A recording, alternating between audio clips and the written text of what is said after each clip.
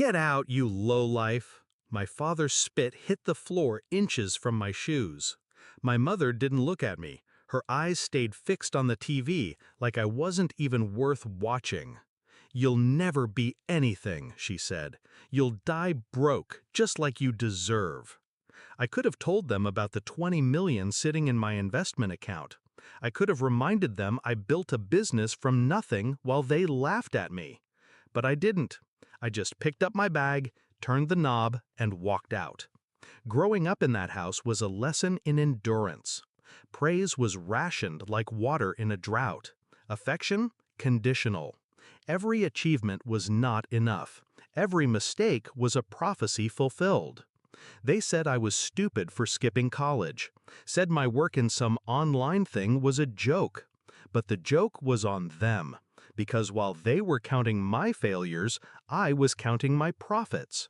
One e-commerce store became two. Two became seven. By 28, I'd sold them all. 20 million wired to my account in one day. I kept it quiet. They didn't need to know. But that night, when my father's voice cracked with rage and my mother's lips curled in contempt, I made a decision. I wasn't just walking out. I was closing the door forever, on their version of me. The next morning, I was drinking coffee on the balcony of my new Florida beach house. The ocean didn't care if I went to college. The waves didn't ask for proof of worth. For the first time in years, I breathed without the weight of their judgment. I didn't block their numbers. I wanted to see how long it would take.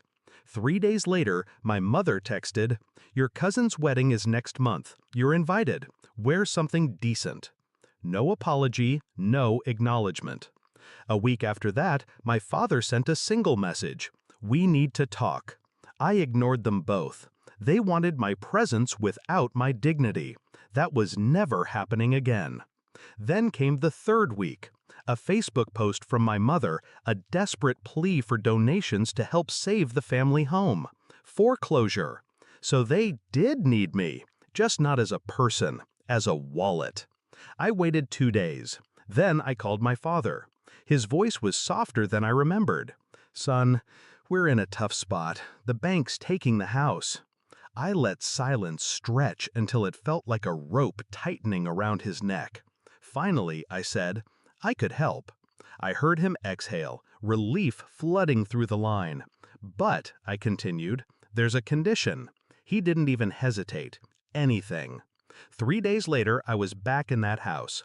The walls still smelled like my childhood, cheap detergent and stale coffee. They were both there, dressed like they were meeting a lawyer. On the table was the foreclosure notice. I sat down. "I'll pay off the house, wipe the debt, even renovate it," I said. Their faces lit up like they'd won the lottery.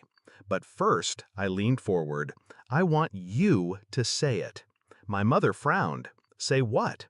"That I'm not trash. That I'm not a failure. That you were wrong about me." The air thickened. My father's jaw tightened. "You're making this a game," he muttered. I shrugged. "No game, just the truth. One sentence buys you a house." It took 5 minutes of silence before my mother cracked.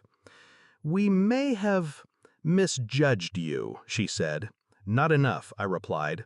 She clenched her fists. "Fine, you're not trash. You're not a failure. We were wrong." I nodded, pulled out a check, and slid it across the table. Their eyes widened, then froze. Because the check wasn't for them. It was made out to Emily Clark, my former neighbor, the woman they mocked for being beneath us. She'd let me sleep on her couch the night they kicked me out. She was the one losing her house, too. You can't be serious," my father stammered. "I am," I said. "She believed in me when you didn't. She gets the lifeline. You get the truth." My mother's face twisted. "You'd let your own parents protect, parents support. You did neither. You're just people I share DNA with." I stood, left the check on the table, and walked out. Behind me, my father shouted my name. My mother cursed. I didn't turn back. A week later, Emily moved into her fully paid-off home. She invited me over for dinner as a thank you.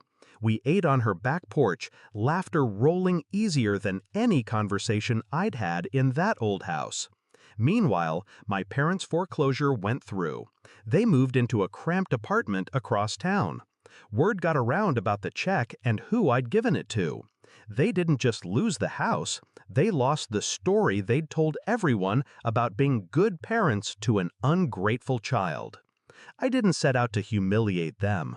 I set out to show them I didn't need them, and that the currency they valued most had never been money. It was control. Now they have neither. The ocean's outside my window again tonight, whispering its endless hush. I think about the last thing my father said before I closed their door for good.